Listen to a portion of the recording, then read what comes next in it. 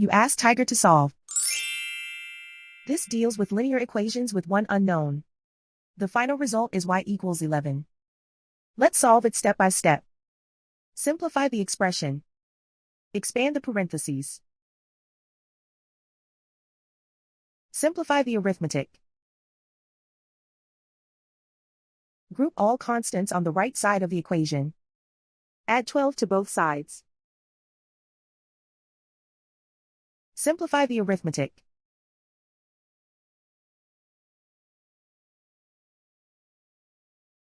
Isolate the y.